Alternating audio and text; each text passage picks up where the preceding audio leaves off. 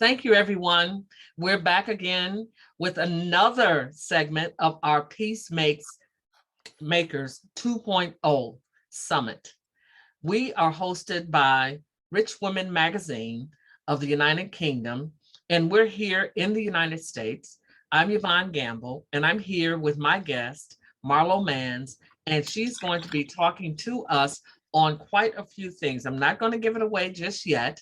I'm going to give you a little bit of information about who this wonderful woman is. Marlo Manns publishes children's books at her company, My Heart, New Love Publishing.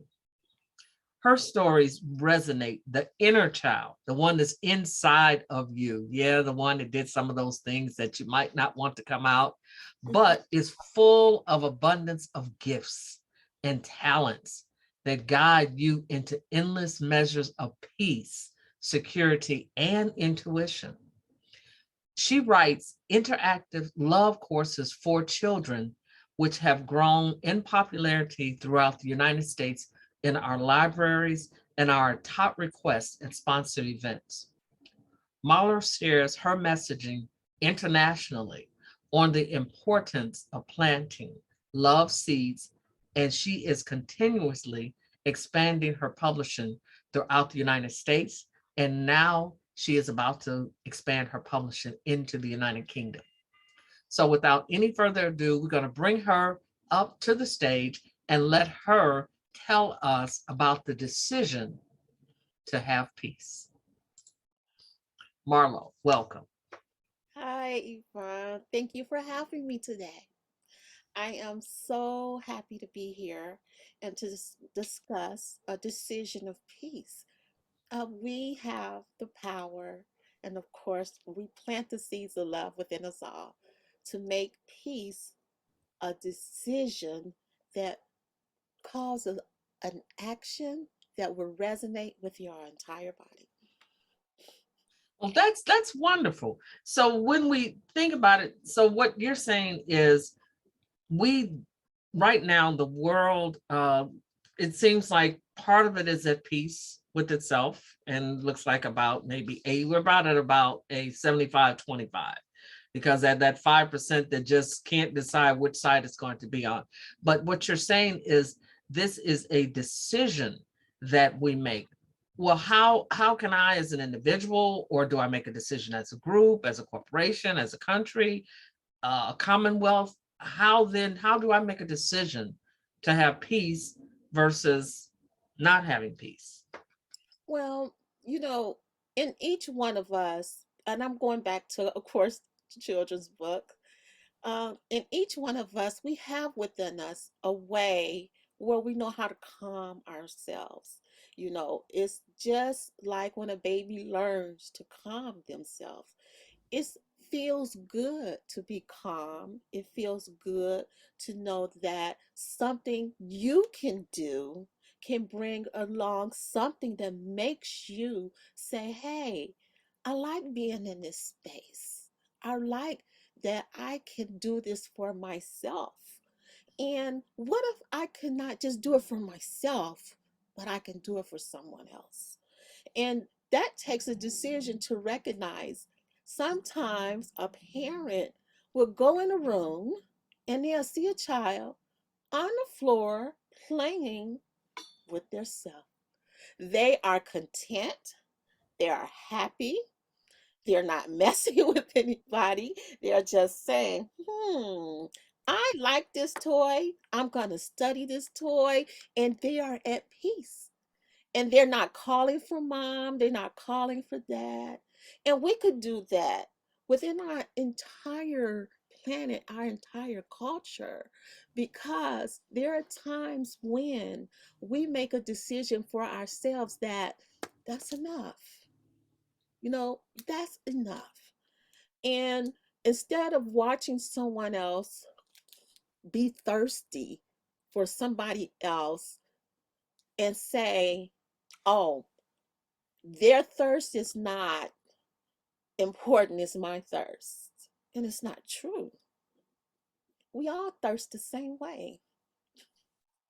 So somebody else's thirst is just as thirsty as yours. Somebody else's peace is just as peaceful as yours. And it gets to the point when you say, I have it for myself and they should have it for themselves too, as far as action. And I give the example where there was a boar that was in a herd because we travel in herds, and somebody was picking on that boar. It was a lion, and the herd started to walk away, right? The herd started to walk away and left this little baby, you know, someone would might say weak boar alone, and the lion seen it and got it. And the herd looked and seen that this boar was at peace with us, walking with us, eating with us, and now all of a sudden, some some lion is going to take that away. And by the shock of nature, all of those boars turned around, and it was lions ready to feed on this boar that was out there. And they came and they overtook all of those lions. And when you look at this, you would think, oh my God, they ate him. But when you looked at him, he was okay. And the lions went their way, and the boars went their way.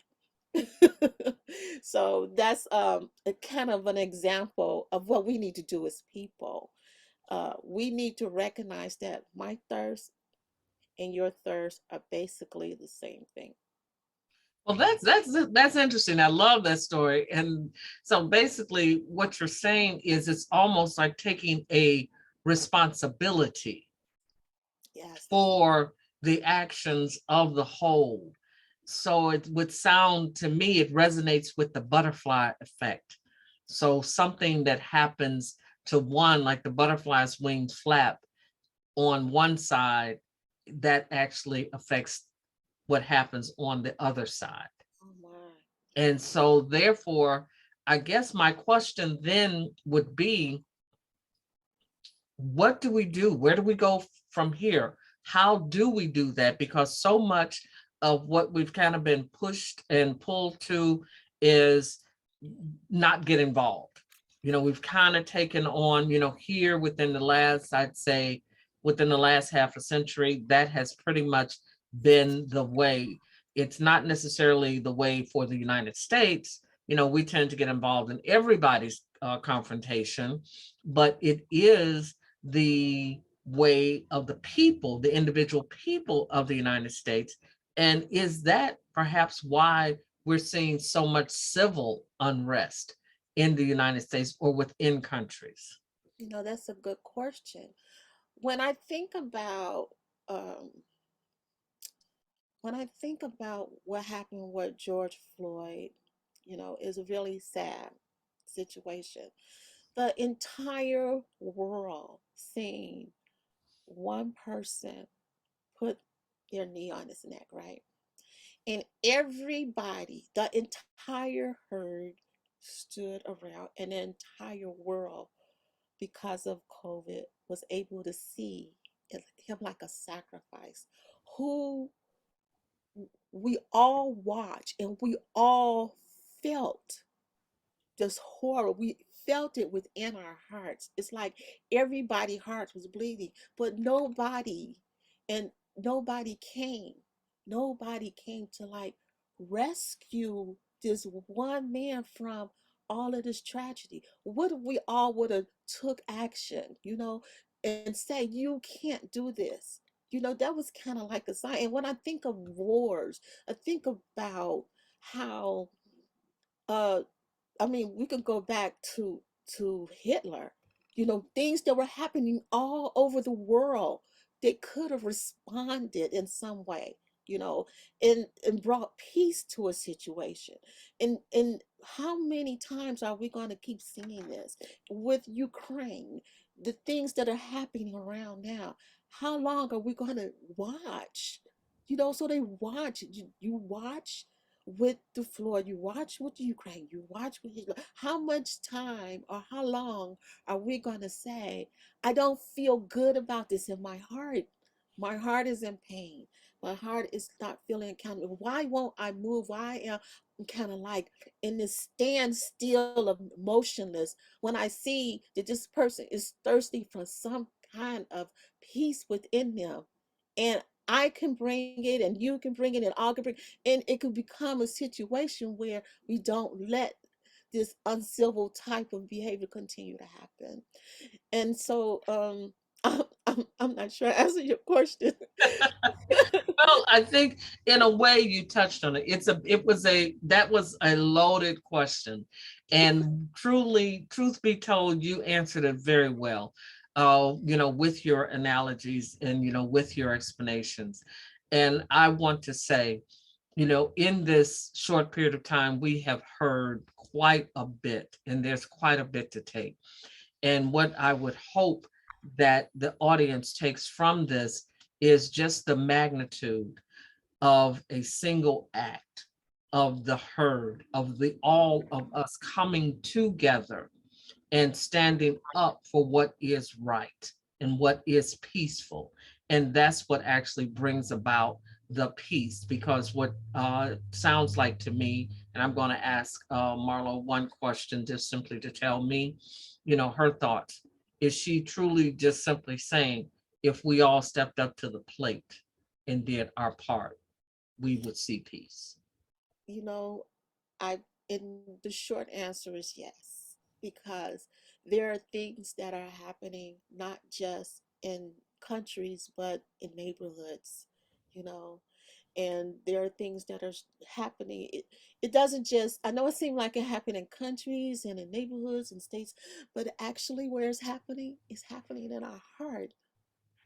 It's happening in our heart when we feel it and allow that to transpire and walk away with the pain. And it's time we really started to say, okay, what is it that we can do? Or how can we come at it in another way? How can we take the chance on this love vibrating to the point where we are showing it towards each other and not being, I want to say, for the lack of a better word, selfish to ourselves and walking away while we see pain. I mean, if I see someone really thirsty, I want to be able to relieve that thirst. I want to because I feel it within me. And we do. Well, thank you. And we'll take it right, we'll leave it right there. Relieve the thirst within others, relieve the pain, and bring the peace. There you go. Marlo, thank you so much for being a guest on the Peacemaker Summit 2.0.